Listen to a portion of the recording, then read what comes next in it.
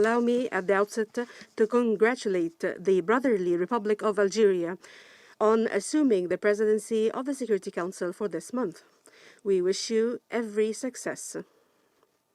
I would like to thank you for your tireless international effort in defense of the Palestinian people and its just cause, especially in light of the continued colonial Israeli illegal occupation and the continued massacres by this Israeli our civilians. We have learned from your experience, Mr. President, and from your glorious Algerian revolution, and from the experiences of peoples under the brunt of colonization and occupation, a testament of history that occupation and colonization are bound to end, and that freedom and independence is not just wishful thinking, it will be a reality no matter how long it takes.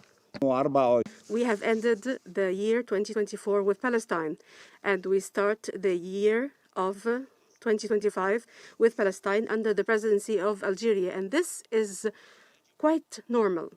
The Security Council must end this aggression immediately and without condition.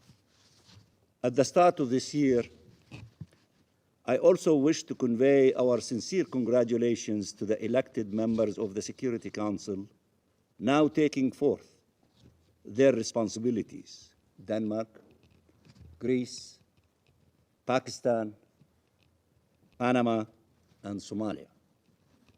As proven in the past year, the elected members have a very important role to play in ensuring the Council upholds its charter duties, and we assure them of our full cooperation.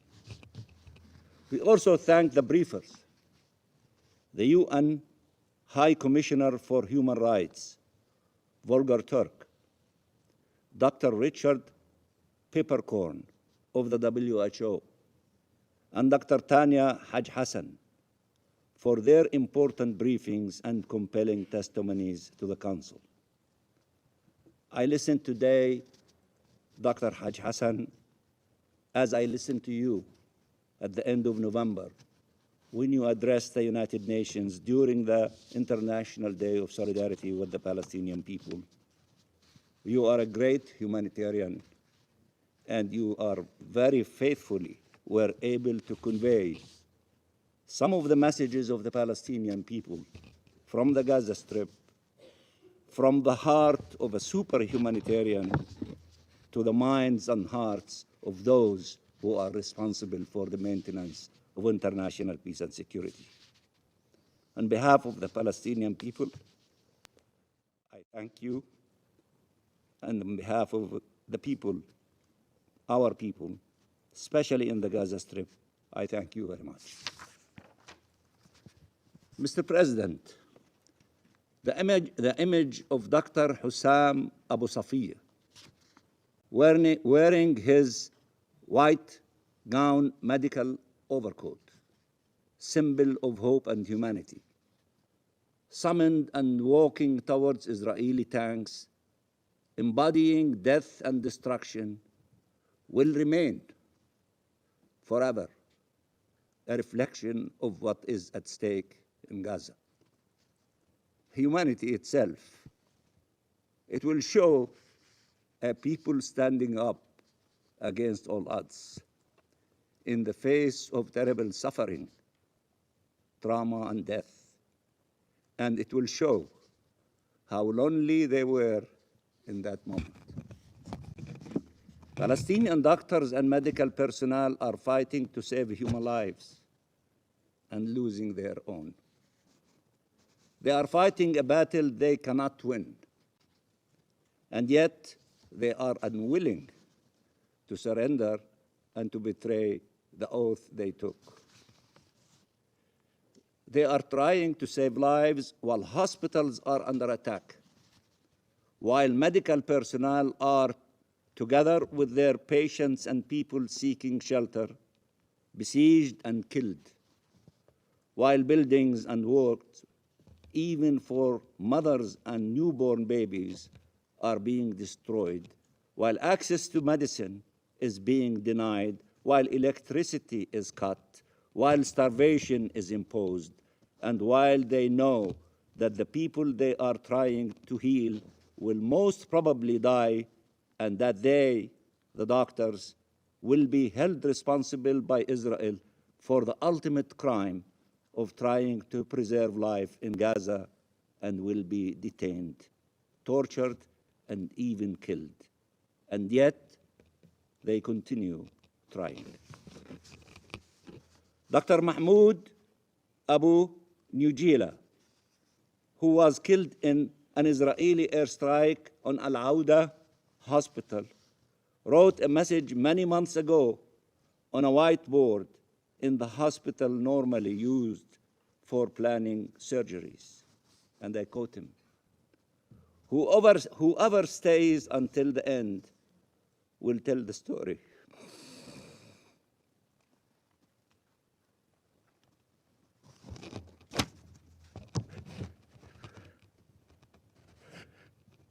We did what we could. Remember us.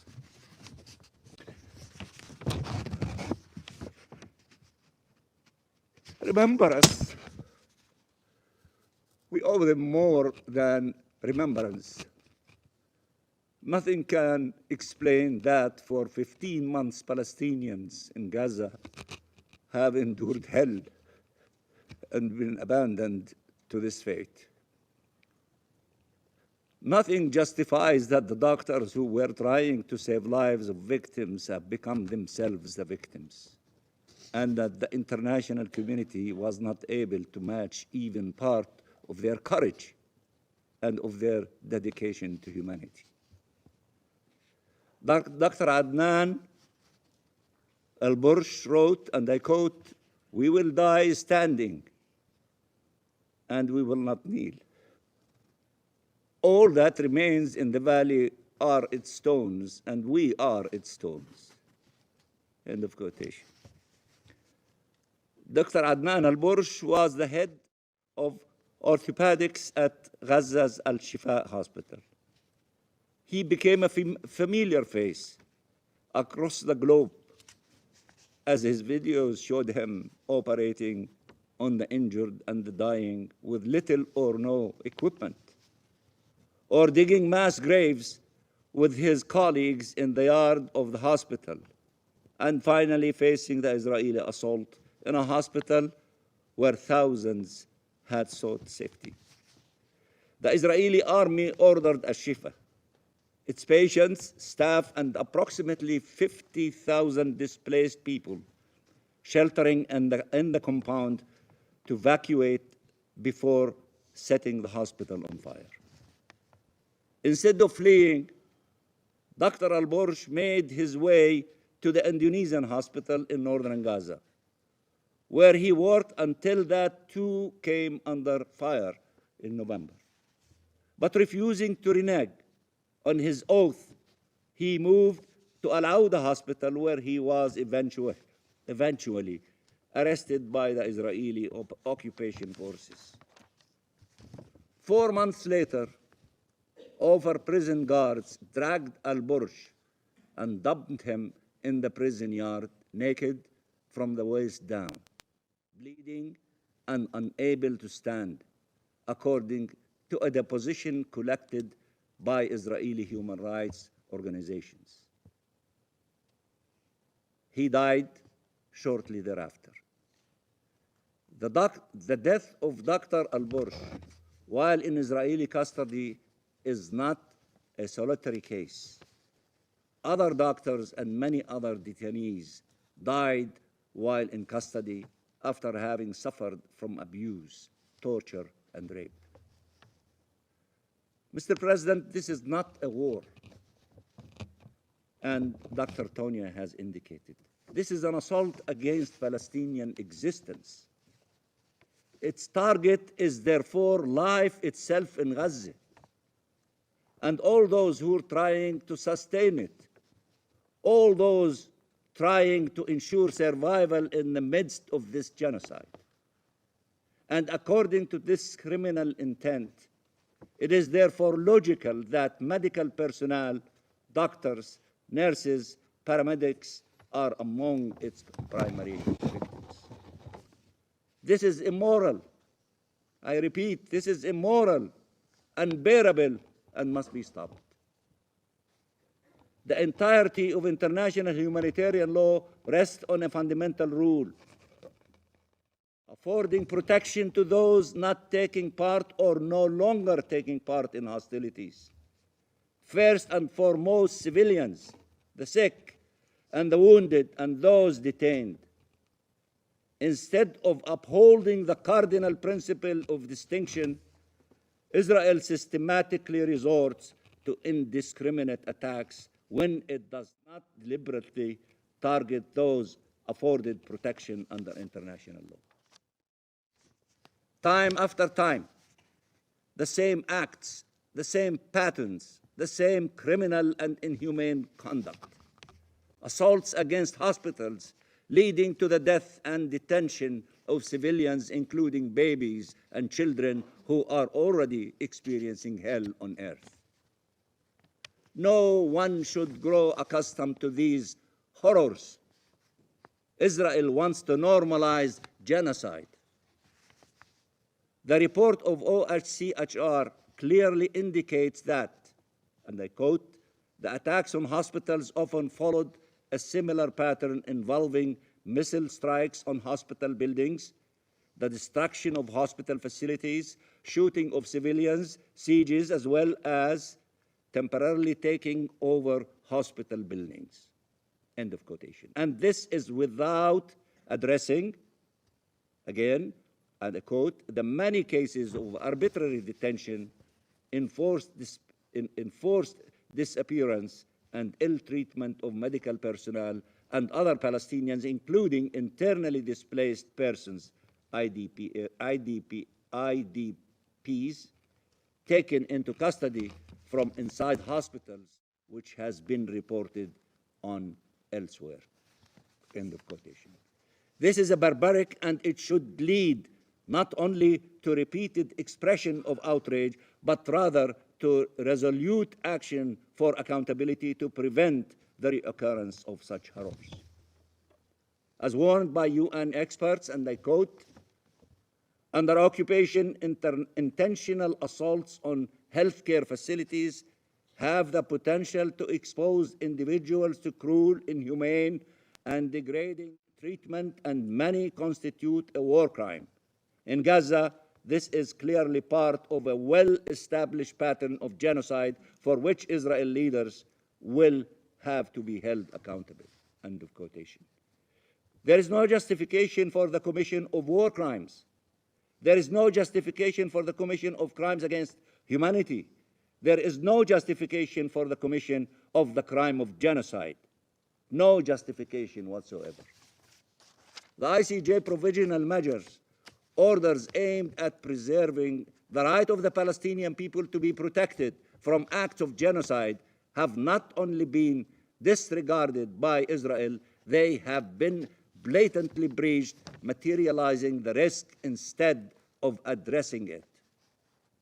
Mr. President, Israeli action can only be understood in the context of the real goals of this war. Remember, we talked about the report of the generals, which we don't talk about it anymore. Israeli officials and military commanders have often confessed to them. For anyone willing to hear, some they don't want to hear. They like to hear what they like to hear. Israeli occupation soldiers described the actions and instructions of their division chief, division commander of Division 252, Brigadier General Yehuda Vach, stated to Haaretz that his aim was to flatten as much of Gaza as possible to forcibly displace some 250,000 Palestinians who were still present in northern Gaza to take over the land. He's building a private militia from settlers, from relatives, from fanatic soldiers to destroy every day 50, 60 buildings in the Gaza Strip, not to allow Gaza being a place for a single Palestinian to live in it.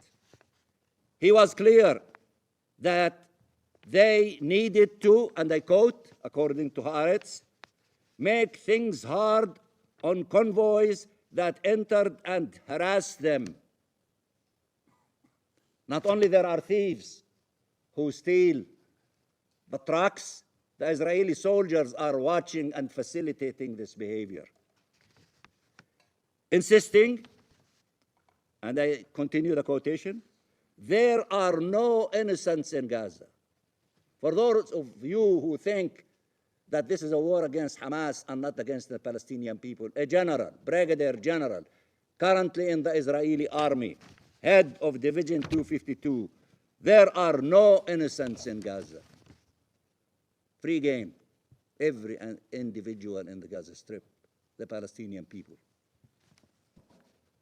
But his greatest insanity, in the words of one officer of the occupation army, and I quote, was the one about moving the Gazans southward and taking land, as much land as possible. End of quotation. It is a war against the Palestinian people.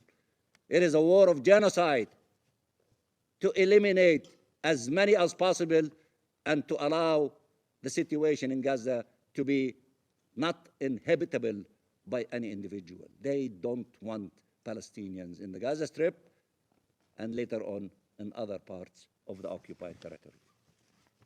Evacuation orders and destruction of civilians' infrastructures, including hospitals, and killings and maiming of civilians, including doctors, have to be understood in this context. Either the Palestinians are displaced or they are destroyed. There is no other option, ethnic cleansing or genocide, and for the time being, it has meant both. Mr. President, the images are out there for all to see of repeated assaults against our hospitals as part of the assault on Palestinian life and Palestinian existence. You can see such assaults also in the West Bank by the Israeli occupation forces. They keep claiming the use of human shields. They say Hamas used the people in Gaza as human shields, saying how outrageous it is for combatants to use human shields or to pretend to be civilians when their occupation forces have done both repeatedly. With occupation forces sometimes disguised as civilians, as patients, even pretending to be pregnant women seeking care with her relatives, have conducted military raids against and within hospitals. That is their behavior. For those who try to lecture to you that others are using civilians and human shields, these evidence, these stories were documented and some were caught in the action. We salute all medical practitioners from around the world who have volunteers to help our people in Gaza, as well as all those who have expressed solidarity and provided support to their colleagues in Palestine. Your moral voices give hope to the Palestinian people and all those who cherish and seek to preserve humanity. Everyone needs to choose if they stand by hope and humanity as embodied by the white coat worn by doctors around the world, or if they stand with destruction and death. And those who say they have made the right choice need to act accordingly. Mr. President, Dr. Hussam Abu Safiya stated a few weeks before this ultimate assault on the Kamal Udwan Hospital, and I quote, "I refuse to leave the hospital and sacrifice my patients. So the army punished me by killing my son. I saw him die at the entrance gate of the hospital. It was a great shock. I found a grave for him near one of the hospital's walls so that he could stay close to me. End of quotation. Dr. Abu Safiya was himself injured, and now he has been abducted, detained, his fate unknown. He refused to leave the victims behind. Can't we display some degree of that same courage? The plight of Dr. Hussam Abu Safiya, who must be immediately released, is but one story from Gaza, among an infinite number of stories of unimaginable loss and trauma, and ache and suffering, and courage and resilience. A story of a people who, while receiving solidarity of peoples and countries around the world, feel abandoned to a terrible fate, enduring a never-ending hell. It is our collective responsibility to bring this hell to an end. It is our collective responsibility to bring this genocide to an end. We have a duty to save lives. This council, you, have an obligation to save lives. Palestinian doctors and medical personnel took that mission to heart at the peril of their lives. They did not abandon the victims. Do not abandon them. End Israeli impunity. End the genocide. End this aggression immediately and unconditionally now. And I thank you, Mr. President.